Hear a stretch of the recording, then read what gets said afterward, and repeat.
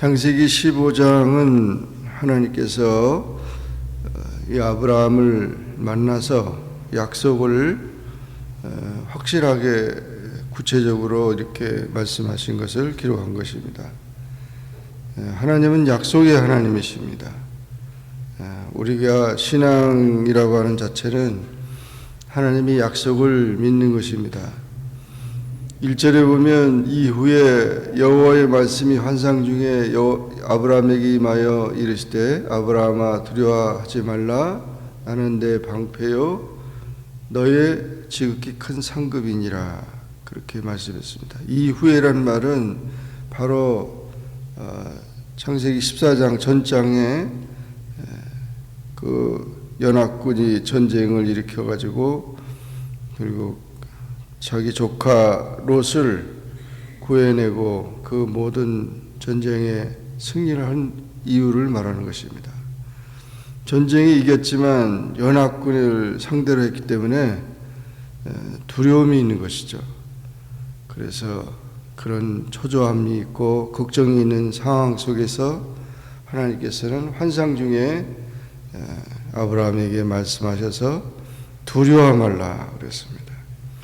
우리가 하나님과 함께하는 것은 어떤 세상의 어떤 세력이든지 그 모든 것을 이제 극복할 수 있는 그런 능력이 되는 것입니다. 마치 어린아이가 부모가 있으면 아무것도 무서워하지 않는 것처럼 우리는 하나님 품 안에서 우리가 살아갈 때 우리가 담대해지는 것입니다. 신앙은 오히려 우리를 담대하게 만드는 겁니다. 걱정하지 않게 하고 미래를 염려하지 않게 하고 그렇게 살아가게 하는 것입니다. 혼자 살면 외롭고 둘이 살면 괴로운데 사람의 삶은 그렇지만 하나님과 함께하는 사람은 혼자가 되든 여럿이 되든 정말 하나님과 함께하는 삶은 가장 그것이 신앙적이고 하나님이 우리와 동행한다고 하는 사실을 확신하는 것은 가장 큰 축복인 것입니다. 나는 내 방패요 너의 지극히 큰 상급이라 그래요. 방패라고 하는 말은 너를 보호하겠다, 안전하게 하겠다 그런 뜻이고 너의 지극히 큰 상급이라는 말은 가장 큰 축복이라는 것입니다. 그래서 하나님 자체가 이렇게 큰 축복이라고 하는 것을 그것을 확실하게 이제 확신하라 이렇게 말씀하신 것입니다. 그러나 아브라함은 저는 상속자가 없습니다. 자식이 없는데 무슨 이제 소망이 있냐고 그렇게 말하면서 자기 집에 종인 엘리에셀, 다메섹 사람 엘리에셀이나 상속을 해야 되겠습니다. 그렇게 얘기를 하니까 하나님께서 그 사람이 내 상속자가 아니다. 내 몸에서 날 자가 내 상속자가 되리라. 이삭을 예언한 것이죠. 그리고 밖으로 나가 아브라함을 이끌어 밖으로 나가서 하늘을 우러 무뼈를 셀 수 있나 보라. 그 별을 세 개를 보면서 내 자손이 이와 같으리라 그렇게 약속했습니다. 그래서 아브라함이 여호와를 믿었다. 그래서 여호와께서 그 일을 그의 의로 여기셨다 그랬습니다. 아브라함이 믿을 수 있는 하나님의 약속이라도 믿을 수 있는 그런 상황이 아닌데도 전적으로 하나님의 말씀을 신뢰했다는 것입니다. 지금 아브라함에게 약속한 걸 보면 자식을 못 낳는 그 가족의 자식을 후손이 있을 것이다.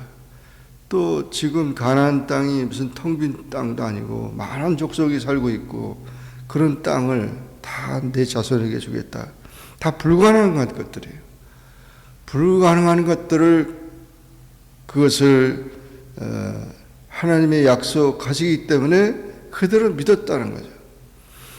우리가 성경을 볼 때 이 성경의 말씀은 우리 이성적으로 또 우리가 생각해 보면 우리의 모든 여건과 모든 걸 보면 전혀 믿을 수 없는 그런 말씀들이 많이 있는 것을 봅니다.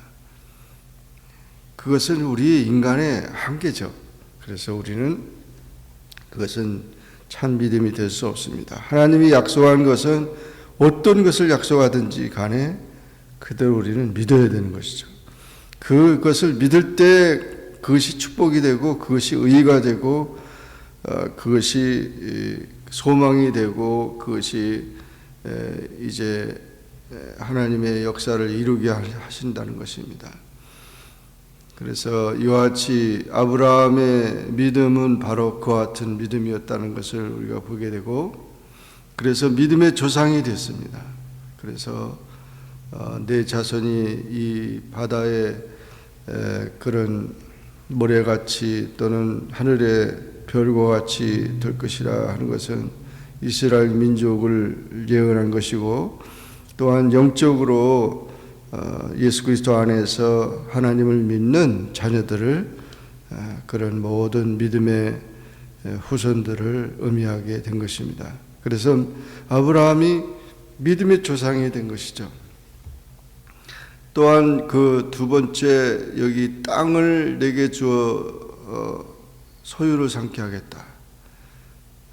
그 땅을 주기 위해서 갈대라 우르에서 이끌어냈다고 말하고 있습니다. 무엇으로 그것을 알 수 있겠습니까? 하니까 나를 위해서 3년 된 암소, 3년 된 암염소, 3년 된 수장과 산비둘기와 집비둘기를 가져다가 그것을 중간에 쪼개가지고 맞이되어 놓고 그렇게 하나님 앞에 제물을 드리려는 것입니다. 그 당시에 그 언약식이 그 당시 풍습에 보면 사람이 언약을 맺을 때, 계약을 할 때 짐승을 쪼개놓고 그 계약하는 사람이 그 가운데로 지나갑니다. 만약 계약을 어기면은 당신은 이 짐승이 쪼개진 것처럼 당신도 죽는다. 그렇게 언약식을 했던 것입니다.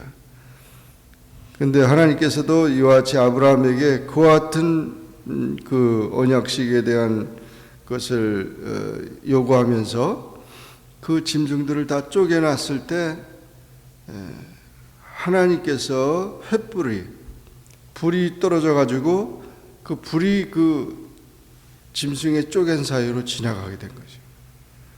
그래서 이 언약을 이제 확실하게 증거로 보여주게 된 것입니다.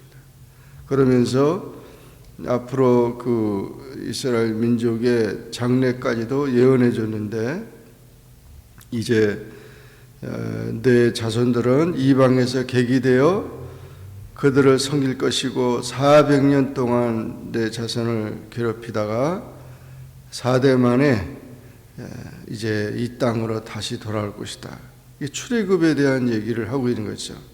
그래서 4대 만에 다시 이 땅에 돌아와서 이 나라를 세울 것이라고 하는 것이 바로 아브라함에게 예언적으로 임하게 된 것입니다. 그렇게 그대로 이루어졌죠. 그래서 이와 같은 사실들을 보면 하나님이 약속하시는 하나님이시고 그 약속이 바로 언약이, 계약이라는 뜻입니다. 그래서 우리가 신앙을 갖는다는 의미는 하나님과 계약하는 것입니다. 계약을 하는 거죠. 그래서 그 언약이라는 표현을 성경에서 약 298번이 사용되는데, 히브리어로는 베리트라는 말이고 헬라어로는 디다케라고 했는데 맹약, 동맹, 무슨 서약 이런 뜻을 가지고 있습니다. 아무튼 우리가 이와 같이 아브라함의 믿음은 바로 그 믿음이 그냥 믿다가 안 믿다가 그런 게 아니고 계약이라는 거죠. 계약. 그래서 하나님과의 계약이에요. 그래서 이와 같이 불가능한 것을 가능케 하시고 또 하나님의 약속을 그대로 믿음으로 인해서 하나님의 역사를 이루게 했다는 사실을 우리가 여기서 알게 됩니다. 우리도 역시 하나님을 오직 신뢰하고 하나님이 하시는 일에 대해서 우리가 항상 아멘하고 이제 그 약속을 붙들고 여기 제사를 드린 것처럼 하나님 앞에 예배드리면, 하나님께 예배드린다는 자체는 하나님의 약속을 더 확실하게 하는 거죠. 예배 드릴 때마다 우리의 소망이 커지고 미래가 보여지고 이제 하나님의 축복이 임하고 그런 소망이 넘치는 그런 삶을 약속한다고 하는 것입니다. 그러므로 언제든지 우리가 하나님과 함께 하면서 아브라함처럼 하나님께 예배하면서 약속을 이루어가는 하나님의 자녀들이 다 되기를 주의 이름으로 축원합니다. 기도하겠습니다. 주님 감사합니다. 오늘도 기도하게 하시고 주의 말씀과 은혜 속에 살게 하시니 감사합니다. 창세기 15장에 하나님께서 아브라함에게 이렇게 횃불 언약을 통해서 약속을 분명히 보여주시고 계약의 하나님인 것을 또 용기를 주시고 또 이와 같이 축복하시는 그런 말씀을 우리가 보았습니다.